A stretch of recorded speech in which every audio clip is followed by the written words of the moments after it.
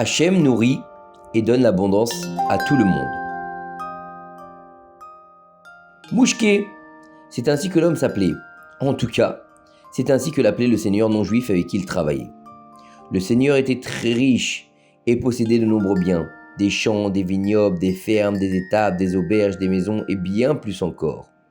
Le seigneur louait une de ses maisons à Mouchké, un juif simple et innocent qui travaillait fidèlement et avec dévouement pour le seigneur.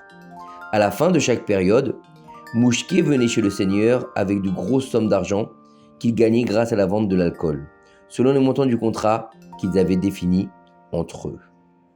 Les relations entre le seigneur et Mouchké le juif étaient très bonnes. Le seigneur savait qu'il n'y avait pas plus loyal que lui dans tout son entourage et qu'on pouvait lui faire totalement confiance car il ne mentait et ne trompait jamais. Mais cela n'a pas toujours été le cas. Revenons quelques années en arrière, à une époque où Mouchké était encore Moshe et que le Seigneur ne le connaissait même pas. Moshe était un pauvre juif. Pendant la semaine, il errait sur les routes, se déplaçant de ville en ville et de maison en maison à la recherche d'un travail occasionnel. Chaque vendredi, il rentrait chez lui avec le peu d'argent qu'il avait accumulé pendant la semaine qu'il apportait à sa femme pour acheter des provisions pour le Saint Shabbat. Une année, l'hiver fut très difficile, de fortes chutes de neige tombaient constamment. Le froid pénétrait les eaux et même les vents forts ne cessaient pas un instant. Par un tel temps, il n'aurait pas été possible de quitter la maison du tout, et même de penser à sortir n'aurait pas été possible. Par conséquent, Moshe fut forcé de rester à la maison sans travail et sans pouvoir gagner sa vie. Pendant ce temps, Pessah approchait, et notre Moshe n'avait pas un seul centime dans sa maison pour les dépenses de la fête. Du vin pour 4 verres, des matzot, non et non. Des herbes amères, bien qu'il sente que sa vie était pleine d'amertume, cette obscurité n'aidait pas à retrouver des herbes amères pour la mitzvah. Et sa femme, ses enfants, qu'allait-il devenir? Ils marchaient tous pieds nus dans la maison, leurs vêtements étaient déjà déchirés. Quelques jours plus tard, Moshe ne pouvait plus faire face à la pauvreté et aux privations qu'il y avait dans la maison. Moshe se dit, ça y est, je ne peux plus voir mes enfants souffrir comme ça. Je dois sortir et trouver un moyen de subsistance. Et par une grande foi et une grande confiance en Hachem pour l'aider à réussir, il partit sur les routes, sur les chemins enneigés. Il venait de partir quand un char élégant avec 2 beaux chevaux s'arrêta à côté de lui. C'était le char du Seigneur qui était maintenant revenu d'un long voyage. Comme c'était le cas chez les païens lors de ces voyages, le vin était versé comme de l'eau et le Seigneur avait beaucoup bu. En raison de son ivresse, il ne savait pas exactement ce qu'il faisait et avait envie de plaisanter un peu aux dépens du juif qu'il venait de rencontrer par surprise. « Viens ici, Mouchké !» lui cria le Seigneur. « Amusons-nous et jouons à un petit jeu. Tu vas commencer à courir de l'autre côté du terrain et j'essaierai de t'attraper. » Le Seigneur rit bruyamment en lui disant cela. Moshe, effrayé, se mit à courir, sa bouche murmurant les mots du vidouille, et le Seigneur commença à le pourchasser. Moshe sentit que ses forces le quittaient, et il tomba à terre et murmura « Shema Israël, Hachem Elokeinu, Hachem Echad ». Le Seigneur avait presque atteint Moshe quand sa femme fut soudainement remplie de pitié pour le pauvre juif et dit à son mari « Assez! Laissez ce juif tranquille, vous lui avez fait assez peur. Laissez-le tranquille et indemnisez-le pour le chagrin que vous lui avez affligé. » Le Seigneur appela Moshe et lui dit « Viens Moshe, monte sur le carrosse, je t'emmènerai où tu voudras. » Moshe, qui ne comprenait pas du tout ce qui lui arrivait, monta dans le carrosse. Sa bouche ne s'arrêta pas un instant de remercier Hachem pour le miracle qu'il avait accompli pour lui. Il s'assit sur la banquette arrière, toujours surpris, attendant de voir où les choses iraient. Le Seigneur, qui était saoul, s'endormit dès que le trajet a commencé, et sa femme commença à parler au Juif assis derrière elle. Elle lui posa des questions sur sa vie, elle répondit à toutes ses questions, il lui parla de sa famille et de ses mois de subsistance difficiles. La femme du Seigneur, qui se sentait sincèrement désolée pour le Juif, lui dit « Viens chez nous, nous te donnerons du travail. » Moshe ne savait pas s'il devait accepter l'offre, mais en vérité, il n'avait pas beaucoup de choix. « Ne t'inquiète pas, dit la femme du Seigneur, nous te paierons bien. » En effet, Moshe vint chez le Seigneur et sa femme lui trouva un nouvel emploi.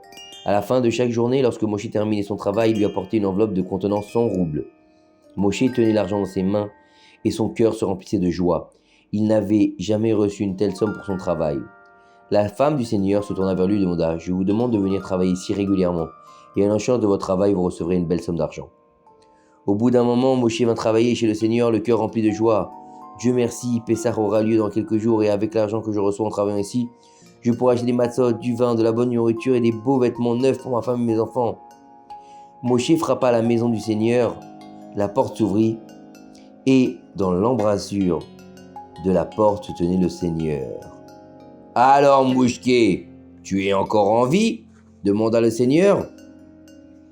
« Merci Hachem, répondit Moshe. « Tu as un bon salaire ?» demanda le Seigneur. « Béni soit Hachem qui nourrit et soutient le monde, répondit Moshe. « Tu remercies trop ton Dieu, Mouchké. » Il y avait de la colère dans la voix du Seigneur. « J'ai entendu dire que c'était ma femme qui prenait soin de toi. » Hachem lui paiera son salaire, lui dit Moshe. « Ton Dieu encore ?» Le Seigneur éclata furieusement. « N'oublie pas que ma femme est ton employeur !»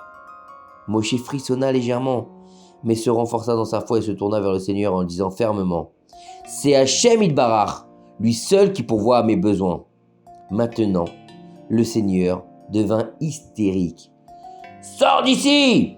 cria-t-il avec indignation. « Tu ne mettras plus jamais les pieds chez moi, et nous verrons comment ton Dieu te donnera ta subsistance. »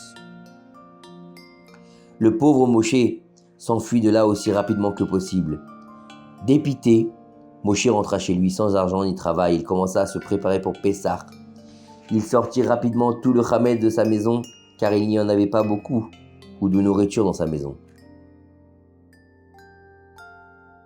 Puis vint la nuit de la vérification du chametz. Moshe fit le tour de la maison avec une bougie et une plume, et vérifia le chametz. Il ouvrit les placards et vit qu'ils étaient vides. Regarda le réfrigérateur, regarda la cuisinière, et tout était vide. Non seulement il n'y avait pas de chametz, mais pas de matzah, et pas de vin, pas de viande, pas de poisson. Et fondamentalement, il n'y avait rien. Mais Moshe était un juif croyant et il croyait que de tout son cœur qu'Hachem ne le laisserait pas comme ça et lui enverrait certainement le salut. Pendant ce temps, cette nuit-là, notre Seigneur était assis dans sa chambre et s'ennuyait. Il décida qu'il était temps de ranger son coffre au trésor. Il ouvrit la boîte, sortit des pièces d'or et les mit de côté. Ah oui les enfants, nous avons oublié de vous dire, chers enfants, que notre Seigneur avait un bon ami. Un ami qui ne peut pas parler. Son ami était un gros singe. Le Seigneur aimait le singe et jouait toujours avec lui. Le soir même où le Seigneur compta les pièces, le singe se tenait également là dans la pièce, regardant avec curiosité les actions de son maître. Il se dit « Quel avare ce Seigneur! Pourquoi il ne me laisse pas goûter l'argent ?» Soudain, le Seigneur se leva et quitta la pièce. Le singe qui a été laissé seul était très heureux de l'occasion. Et rapidement, avant le retour du Seigneur, commença à avaler les pièces d'or les unes après les autres. Le singe a réussi à avaler 100 pièces d'or, puis s'étouffa et mourut. Quand le Seigneur retourna dans sa chambre et vit le singe mort, il était vraiment désolé. Il ne savait pas que le singe avait avalé les pièces et ne comprenait pas ce qui était arrivé au singe et pourquoi il était mort. N'ayant pas d'autre choix, il appela son serviteur et lui dit « Ivan, viens ici immédiatement, le singe est mort, prends-le et enterre-le. »« Non, attends, en fait je sais ce que nous allons faire. Prends le singe et jette-le chez Mouchké. C'est ainsi qu'il apprendra la leçon, ce juif ingrat. » Et donc, au milieu de la nuit, Ivan alla chez Mouchké et jeta le singe par la fenêtre dans la maison. La fenêtre se brisa, le verre se dissipa et les enfants de Moshe fondirent en larmes. Moshe se réveilla paniqué, alluma la bougie et alla chercher la source du bruit. À sa grande surprise, il vit un singe mort au milieu du salon avec des pièces d'or qui sortaient de sa bouche. Moshe reprit immédiatement ses esprits, arrangea sa maison de tout ce désordre, rassembla l'argent dans une boîte et retourna au lit. Moshe se leva le lendemain matin et acheta rapidement toutes les nécessités de la fête, avec beaucoup d'excitation et de joie. C'est ainsi que la famille s'est assise ce soir-là pour célébrer le Seder autour d'une magnifique table préparée comme celle d'un roi. Au même moment, dans le palais des non-juifs, le Seigneur et sa femme se préparaient à un voyage chez Moshe. Ils espéraient voir comment ce Moshe têtu était assis dans une maison sombre et sans le sou après que le Seigneur l'ait expulsé de sa maison. Et quand ils sont arrivés, ils n'en croyaient pas leurs yeux. Moshe était assis dans sa maison. La maison était éclairée et sur la table il y avait à manger et à boire et de la belle vaisselle. La maison était éclairée et sur la table il y avait à manger, à boire et de la belle vaisselle. Où a-t-il obtenu tout cet argent ? Se sont demandé les non-juifs. Le Seigneur et sa femme sont entrés dans la maison de Moshe et lui ont posé la question. Moshe leur répondit innocemment, « Comme je vous l'ai dit, Hachem est le pourvoyeur et le nourrisseur de tous. Et il m'a envoyé de l'argent du ciel. » Après avoir fini de raconter ce qui s'était passé, le Seigneur a dit à Moshe d'une voix étranglée par les larmes, « Moshe, tu as raison, tout est vrai. Hachem est le nourricier et le soutien du monde entier. » Et la femme du Seigneur lui a annoncé d'une voix solennelle, « Après votre fête, vous reviendrez travailler chez nous. » Nous aussi, chers enfants, souvenez-vous qu'Hachem se soucie toujours de chacun, de sa subsistance et de sa bénédiction. Et lui seul nourrit et pourvoit aux besoins du monde entier.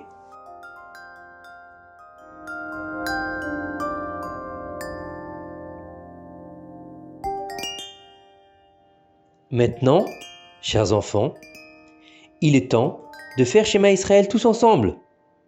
Shema Israël, Adonai Eloheinu, Adonai Echad. Bonne nuit.